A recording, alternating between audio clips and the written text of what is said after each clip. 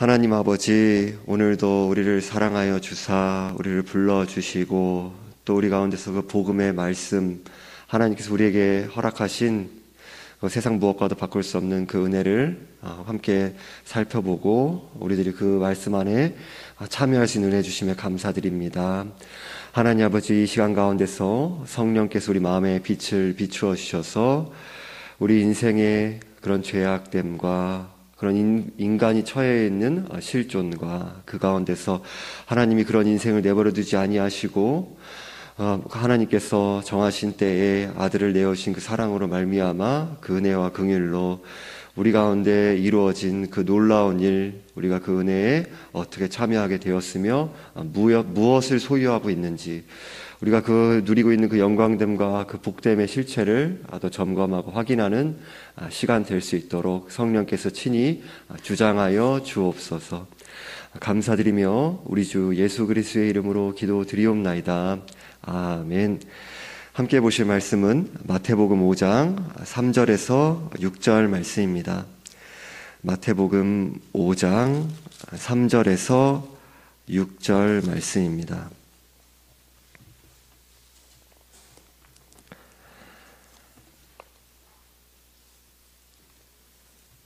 우리 함께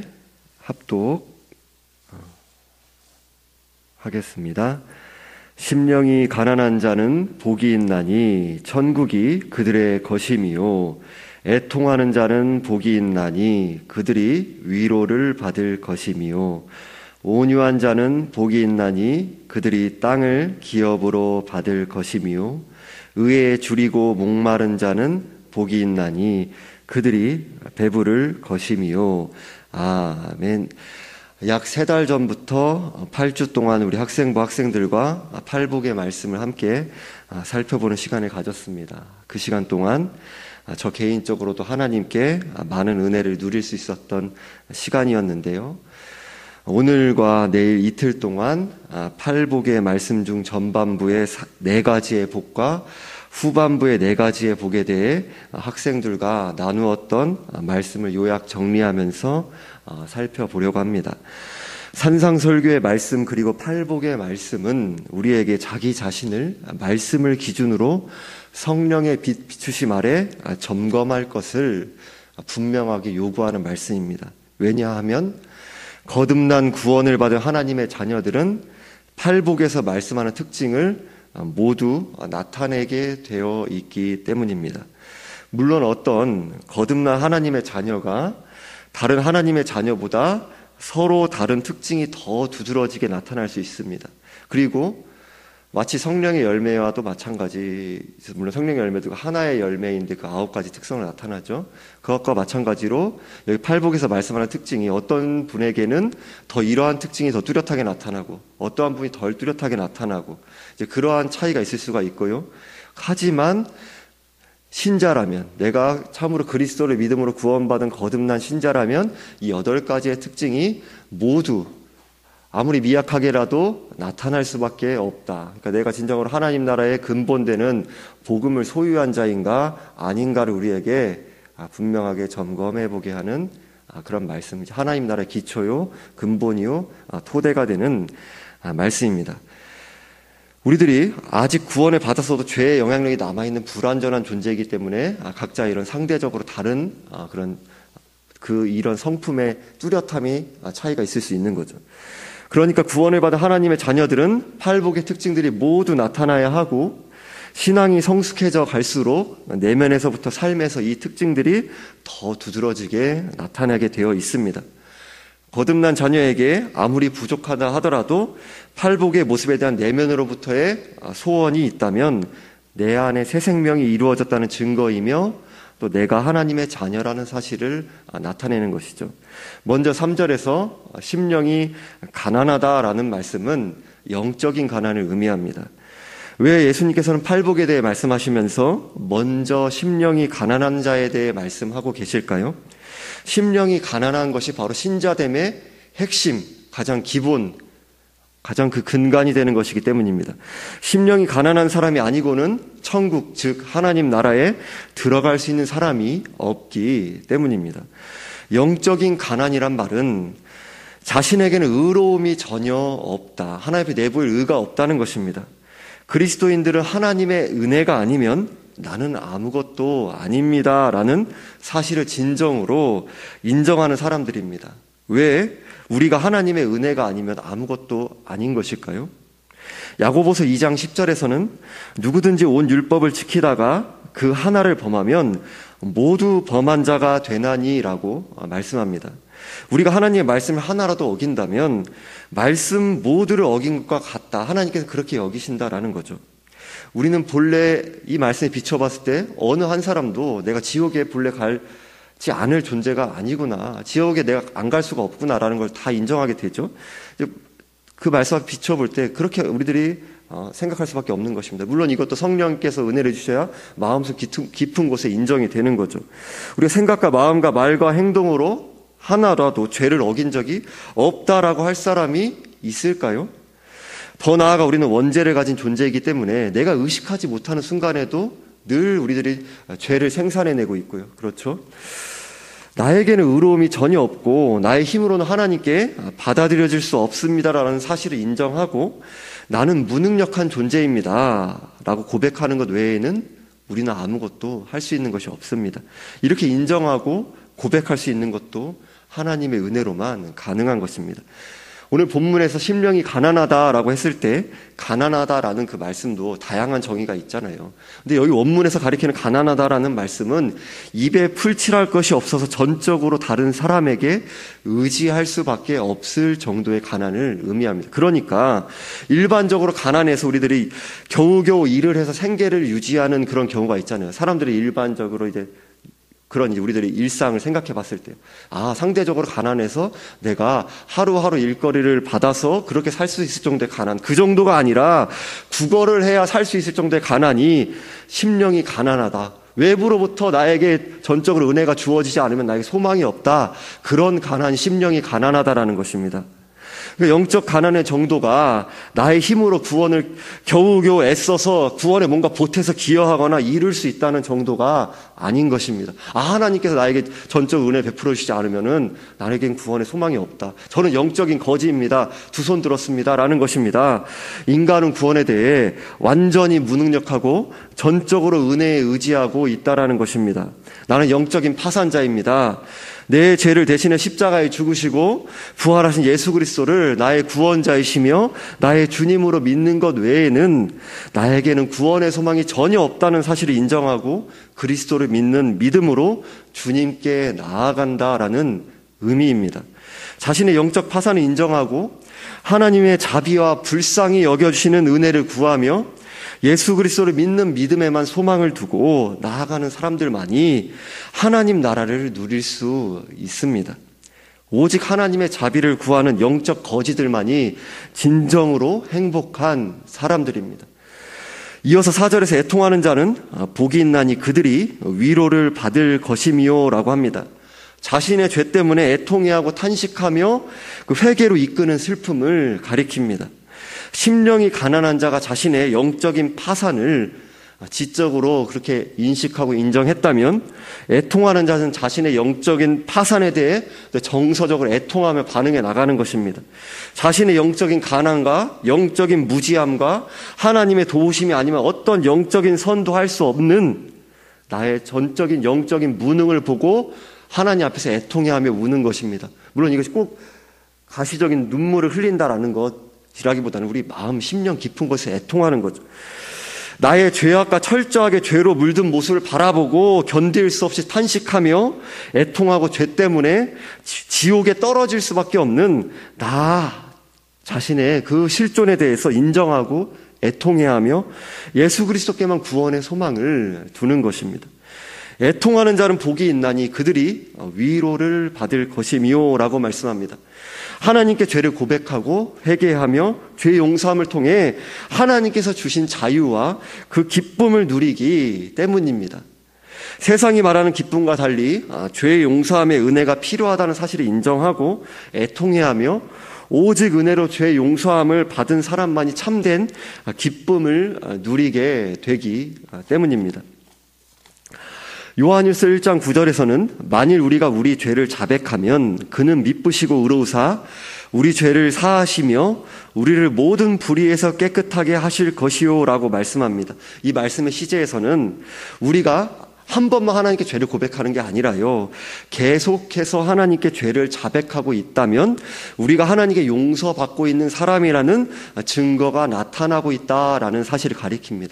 내가 참으로 거듭난 신자라면 계속해서 날마다 하나님께 죄를 고백한다라는 것입니다. 그런 특징을 가지고 있다라는 것입니다.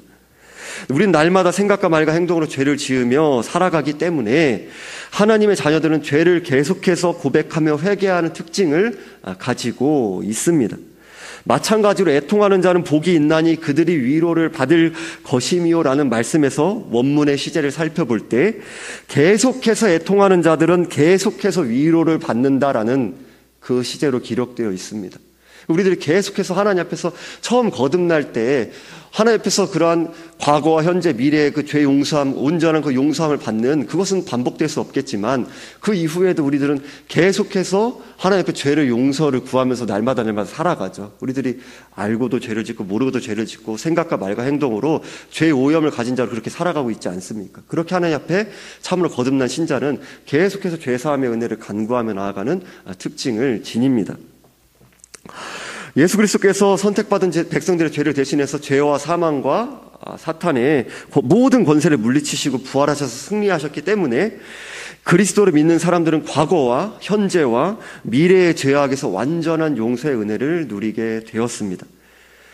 하지만 우리들이 이 안에 우리들의 그 마음 안에 죄의 오염이 아직 남아있기 때문에, 우리 영혼의 죄의 오염이 남아있기 때문에 우리는 이 땅에서의 삶을 마무리하고 예수님의 품에 안길 때까지 매일 죄의 용서의 은혜를 구하고 신자 안에 계신 성령님의 도우시는 은혜를 간구하며 매일매일 죄와 싸워 나가야 되는 거죠. 이어서 5절에서 온유한 자는 복이 있나니 그들이 땅을 기업으로 받을 것이미요 라고 합니다. 여기서 말씀하는 온유함에 대해서도 우리들이 흔히 또 오해하는 부분을 잠시 소개해 드린다면, 우리들 누가 온유해요 이렇게 이야기할 때 어떻게 생각합니까? 친절하신 분, 젠틀하신 분 이렇게 생각하잖아요. 이제 그런 게 이제 정의가 잘못된 건 아닙니다. 그런 특징으로 나아가죠. 근데 불신자분들도 각 사람에 따라서 더 뚜렷하고 덜 뚜렷하게, 이분은 예수님도 안 믿으신데 굉장히 친절하죠, 굉장히 젠틀하죠, 이런 분들 여러분 만나시며 관계하고 살아가시죠? 그럼 그분들 온유하다고 할 수 있을까요? 성경에서 말씀하는 온유함은 엄밀히 말하면 아닙니다. 팔복의 성품들은 하나님의 은혜로 주어지는, 우리들이 우리의 생리적인 자질을 의미하지 않습니다. 우리들이 그 온유함에 있어서 더 자라가는데 하늘로부터 주어진 나머지 그 팔복의 성품도 마찬가지입니다. 그 세상에서 말하는 젠틀함과 친절함 정도와는 다른 것입니다. 하나님께서 만드시는 그 온유함입니다. 팔복에서 온유함이란 말씀의 의미는 자신의 영적인 파산 상태로 겸손해진 성품을 가리킵니다. 심령의 가난함과도 매우 밀접한 그 뜻을 이제 유사한 의미를 가지는데요. 팔복의 성품들에 대한 말씀의 순서가 서로 연관된 관계로 배열되어 있습니다. 각각이 따로 이렇게 구성되어 있는 것이 아니라 계속해서 이어져 나가고 연관되는 그런 구성으로 되어 있습니다. 심령의 가난함으로 자신의 영적인 파산 상태를 확인하고 죄로 멸망하게 된 자신에 대해 비참해하고 애통해하며, 또 온유함으로, 그러니까 자신의 영적인 빈곤을 인정하면서 겸손한 마음으로, 겸비한 마음으로 자신의 모든 것을 하나님께 의탁하는 것입니다. 갈라디아서 2장 20절에서는 내가 그리스도와 함께 십자가에 못 박혔나니 그런즉 이제는 내가 사는 것이 아니오 오직 내 안에 그리스도께서 사시는 것이라. 이제 내가 육체 가운데 사는 것은 나를 사랑하사 나를 위하여 자기 자신을 버리신 하나님의 아들을 믿는 믿음 안에서 사는 것이라 라고 말씀합니다. 우리는 예수 그리스도를 믿음으로 자아가 죽고 오직 내 안에 그리스도께서 살게 된 사람들입니다. 여전히 죄악된 자아가 매일 꿈틀거리지만 점점 더 은혜로 나의 죄악된 성품이 성령의 은혜로 다스려져 가고 예수님의 성품이 점점 더 드러나게 되는 것입니다. 자아가 죽었기 때문에 어떤 특징을 보입니까? 귀가 열려서 다른 사람들의 말을 편견을 가지지 않고 듣고, 때로는 악한 의도를 가지고, 의도적으로도 악한 의도를 가지고 우리들이 그렇게 자신을 대하는 것을 사회생활하면서 경험하기도 되지 때가 있잖아요. 이제 그럴 때 함부로 혹여라, 우리들도 물론 자신의 어떤 이제 뭐랄까요, 상태에 따라서 굉장히 우리들이 다른 분들을 예수님의 성품으로 대해야 되는데 상처를 줄 때 있지 않습니까? 악한 의도로 우리 실수로든 의도적으로든 함부로 대한다고 하더라도 주님을 의지하여서 겸손하고 부드러운 태도로 잘 받아내는 성품으로 빚어져 가는 것입니다. 상처를 받게 되더라도 내 안에 빠져들어서 연민하고 낙심하며 원한을 계속해서 품는 마음에서 은혜를 힘입어 이겨 나가는 것입니다. 왜요? 어떻게요? 내가 죽었고 내 안에 부활 생명으로 예수님이 사시니까요. 나는 본래 죄 때문에 영원히 지옥에서 멸망할 존재인데 과분한 은혜로 지금 새 생명을 살고 있는데 이보다 더한 수치와 굴욕과 아픔이 있더라도 마땅한 것이고, 하나님은 이런 죄인에게 무엇과도 바꿀 수 없는 구원과 죄 용서와 하나님 나라를 주셨다는 사실에 감사하고 기뻐하는 것입니다. 그리고 자아가 죽었기 때문에 점점 자기 자신에게 민감하고요, 자기 권리를 주장하고요, 자기 자신에게 에게 피해를 주는 거 이런 것을 경계하는 부분들 안에서 점점 벗어나서 이제 하나님을 중심하고 이웃을 중심하는 삶으로 빚어져 나가는 거죠. 시체가 찌른다고, 바늘로 찌른다고 하면 꼬집는다고 아픈가요? 난 이제 죽었죠. 나는 죽었고 예수 생명이 살기 때문에 우리 이런 반응으로 빚어져 나가는 것입니다. 신자 가운데서는 아무리 내가 이제 갓 거듭난 초신자라 한다 하더라도 진짜로 내가 그리스도를 믿음으로 거듭난 신자라면은 이런 부활 생명 여러분들이 지금도 누리고 계신 것입니다. 이런 성품으로 점점 더 뚜렷하게 빚어져 가고 계신 것입니다. 그래서 겸손히 하나님만을 의지하는 성품이 온유는 부드러울 뿐만 아니라 아주 강인한 것입니다. 마음의 상처와 아픔을 전혀 받지 않고 살아갈 수 없는 우리의 하루하루지만 은혜를 힘입어 우리의 하루하루의 관계들을 포기하지 않고 감사히 여기며 이미 속하게 된 하나님 나라를 누리고 또 완성될 하나님 나라를 소망하면서 온유한 자로 함께 빚어져 나가는 것입니다. 이어서 6절에서는 의에 줄이고 목마른 자는 복이 있나니 그들이 배부를 것이미요 라고 말씀합니다. 여기서 줄이다라는 말씀과 목마르다라는 그 말씀은 모두 계속적인 행동을 나타내는 시제가 쓰이고 있습니다. 의에 줄이고 목마른 자만이 하나님 나라에 들어올 수 있고요. 이제 예수 그리스도를 믿음으로 이제 내가 의롭게 여김을 받아 의로 배부름을 얻었죠. 그러한 자가 이미 구원받은 하나님의 자녀들도 그런데 배부름을 얻었다로 끝나는 게 아니라, 목마름이 해갈됐다로 끝나는 게 아니라 계속해서 의에 줄이고 목마른 그 심령을 나타내는 모습으로 그런 특징을 가지고 있다라는 것입니다. 내가 진정 거듭난 신자라면요. 자신의 영적인 파산으로 가난한 심령과 죄로 멸망하게 된 자신에 대한 애통한 마음을 갖고 겸비한 마음을 하나님께 자신의 모든 것을 내어 맡기는 것입니다. 또한 자기 자신의 의로움은 아무런 의미가 없고 오직 예수 그리스도를 나의 구원자이시며 주님으로 믿는 믿음으로 의롭게 여김 받는 것에만 소망을 두는 것입니다. 예수 그리스도를 믿음으로 하나님께서 죄인인 나를 의롭게 여기신 은혜에 줄이고 목마른 것입니다. 그리고 우리 의롭게 진정 여김 받은 자라면 예수 그리스도를 믿음으로 구원을 받고 예수 그리스도를 알았기 때문에 더 이상 이전처럼 죄악을 짓는 것을 계속 살아가며 사랑하며 살아갈 수 없게 되었습니다. 왜냐하면요, 우리는 의롭게 여김 의로 배부름 얻었지만 또 계속해서 의에 줄이고 목마르니까요. 계속해서 의를 갈망하니까요. 거룩을 갈망하니까요. 우리 안에 그런 변화가 시작되었으니까요. 그러니까 죄를 짓기도 하지만 때때로 하지만 죄악을 더 이상 계속해 사랑할 수 없게 된 것입니다. 예수 그리스도를 믿음으로 죄 용서를 받았지만 아직 죄의 오염의 영향을 받으며 죄의 유혹에 때때로 타협하고 죄에 넘어질 때도 있지만 계속해서 죄를 즐거워하지 않게 된 것입니다. 예수 그리스도를 믿음으로 새 마음을 얻게 되어 거룩과 의를 사랑하게 되었기 때문에 더욱더 예수 그리스도를 닮아 자라가기를 소망하고 더욱 의에 줄이고 목마르게 된 것입니다. 더욱 죄와는 날이 갈수록 멀어지고 의롭게 빚어져 가기를 갈망하고 나의 죄악된 욕심을 주님을 의지하여 자기 부인하고 말씀을 따라 자라갈 수 있기를 기도하며 씨름하는 것입니다. 예수 그리스도를 믿을 때부터 우리는 예수님과 하나 된, 예수님과의 한 몸 된 연합, 그리스도와 연합을 누리게 되었습니다. 예수 그리스도로부터 거룩과 의로움과 새로운 생명과 온갖 하나님께서 주신 온갖 선한 은사들을 계속해서 공급받으며 살아가게 되었습니다. 우리 날마다 예수님께 계속해서 거룩과 의로움과 새 생명을 공급받으며 우리의 의에 줄이고 목마른 영혼이 배부름을 얻는 은혜를 경험하고 누립니다. 그리고 우리가 이 땅에서 예수 그리스도를 닮아 자라가는 일이 완성될 수 없기 때문에 계속해서 의에 줄이고 목마름이 해결되는 순간에 더욱 우리는 의에 줄이고 목말라 가는 것입니다. 더욱 그 말씀이 내 심령을 주장할수록, 말씀 가운데서 우리가 더 뿌리 내려갈수록 이대로 멈출 수는 없다. 의에 줄이고 목마름 그 갈망을 성령께서 내 안에 주장하시기 때문에 더욱더 의에 줄이고 목마른 자로 살아가기를 염원하게 되고 간구하게 되고 주의 은혜를 의지하여서 힘써 나아가게 되는 것입니다.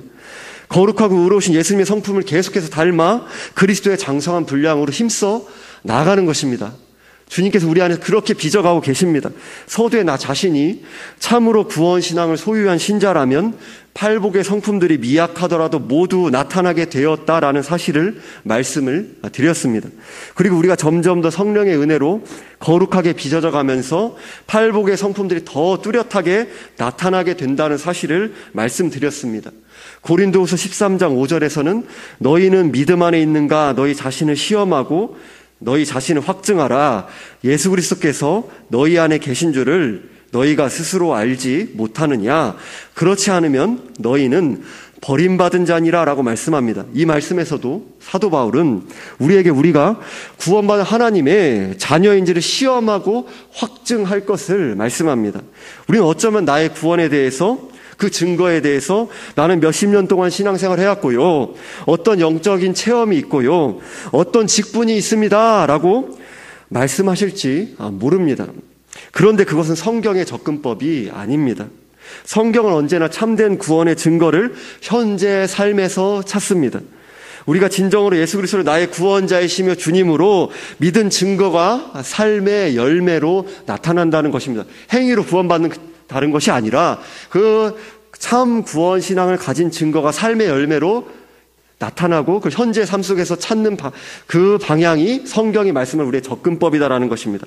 고린도후서 13장 5절 말씀에서 시험하다라는 말씀은 계속적인 행동을 나타내는 시제로 쓰여져 있습니다.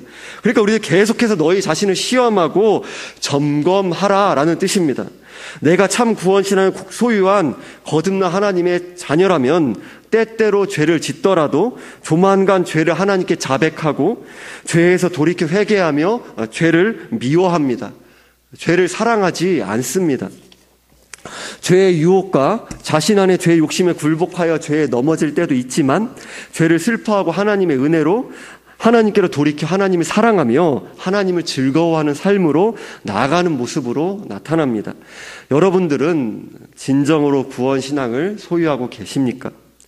성령의 비추심 아래 말씀을 근거로 나 자신을 점검할 수 있기를 기도하고 살펴보시기 바랍니다. 자신의 영적인 파산 상태를 인정하고 죄를 애통해야 하며 겸손히 오직 예수 그리스도께만 구원의 소망을 두고 예수 그리스도를 나의 유일한 구원자이시며 나의 삶의 주인이신 주님으로 믿는 믿음으로 나아가셨습니까? 때때로 죄에 넘어지더라도 나의 죄를 슬퍼하고 악한 마음과 행실을 회개하며 하나님의 말씀에 복종할 수 있는 은혜를 기도하며 그리스도 하나 된 자로 부활 생명을 힘입어 하나님께 순종하기에 힘쓰고 계십니까? 세상과 분명하게 구별된 거룩함과 의로움의 열매가 삶 속에서 날마다 나의 삶 속에서 맺혀져 가고 계십니까? 기도드리겠습니다. 하나님 아버지, 우리에게 말씀을 통하여서 우리 자신을 점검해 볼 수 있는 시간을 허락해 주시니 감사합니다. 우리들이 하나님 앞에서 오직 주께서 성령의 은혜로 말미암아 복음과 함께 일하시는 그 은혜로 우리의 심령이 그 가난함으로 또 애통함으로 그 가운데서 또 주님께 모든 걸 의탁하는 온유함, 겸손한 온유함으로 그리고 의에 줄이고 목마른 심령을 우리 가운데 창조하여 주심에 감사합니다. 우리들이 진정으로 그리스도께만 소망을 두고 그리스도를 나의 구원자이시며 나의 삶에 진정으로 우리들이 입술로만의 고백이 아닌 나의 삶의 주인으로 또 왕으로 주님이 되시는 분으로 믿음으로 고백할 수 있는 그 믿음을 허락해 주시고, 그러함으로 우리 송내 중앙교회 나오는 모든 이들이 거듭남의 신앙을 소유할 수 있도록 은혜를 베풀어 주시기를 간구합니다. 하나님 아버지, 우리들이 자신의 그러한 어떤 외적인 세상 사람들, 어쩌면 우리 교회 안에서도 그렇게 우리들의 어떤 나타나는 외적인 모습들로 우리 구원의 증거를, 그것만으로 내가 외모의 모습으로 몇십 년 동안 신앙에 출석을 하고 어떤 내가 직분을 가지고 어떤 봉사를 하고 어떤 체험이 있고 이런 것들 안으로 우리들의 구원 신앙을 소유한 것들을 안일하게 우리들이 그것의 근거 확신을 가지고 있는 것은 아닌지 돌아보기를 원합니다. 그런 과정이 때로는 고통스러울 수가 있고 아픔이 있을 수 있고 하지만 우리의 영원한 생명과 사망을 가르는 그 복음 앞에 우리들이 서 있다라는 것을 기억하며 성령께서 우리 마음에 빛을 비추사 복음 앞에 우리들이 그 어떤 것도 이전에 나 자신을 하나님 앞에 세웠던 그 어떤 것이 오히려 나를 높이고 나를 치장하고 나를 빛나게 하는 것이 아니라 오히려 영원한 멸망의 길로 가게 하는 것이라는 그 영적인 각성이 있을 수 있도록 도와주시고, 우리가 그러함이 아니라 나의 하나님 앞에 자존심을 세우는 것, 내가 영적인 거지입니다, 그렇게 고백하는 것이 결코 부끄러운 것이 아니라 피조물로서 하나님께 전적으로 그리스도를 믿는 신앙에 의탁하여 나가는 것이 참으로 복이요 즐거움이요 영원한 행복이요 유일한 하나님 나라에 우리들이 그 은혜에 참여하는 그 신앙, 하나님 나라의 기초요 근간이요 토대요 구원의 유일한 근거가 된다는 사실을 우리들이 믿음으로 나아갈 수 있도록, 오직 그리스도를 믿는 믿음으로 주님께만 모든 소망을 둘 수 있도록 은혜를 베풀어 주옵소서. 이번 한 주간도 또 오늘 하루도 하나님과 또 동행하는 평범한 일상을 허락해 주시며 감사합니다. 가정에서, 직장에서, 또 인간관계에서, 삶의 자리 가운데서 빛도 이름도 없이 무명의 신자로 오직 그리스도를 의지함으로 하나님을 사랑하고 또 이웃을 사랑하고 섬기며 오직 그 자체로 감사하고 기뻐하며 오직 주께 영광 돌리는, 말씀 붙잡고 힘있게 살아내는 의에 줄이고 목마른 자가 배부름을 얻은 자로 힘있게 더욱더 의에 줄이고 목말라 거룩과 의를 그리스도와 연합한 부활 생명을 나타내며 더욱더 예수님을 닮아 그 상승해 가는 그리스도의 부활 생명을 이 땅 가운데 찬란히 빛내는, 그렇게 나타내는, 오직 주님의 영광됨을 빛내는 그러한 세상의 소금이요 빛이라 부름받은 자로 살아내는 온 성도들 될 수 있도록 은혜 베풀어 주옵소서. 감사드리며 우리 주 예수 그리스도의 이름으로 기도드리옵나이다. 아멘.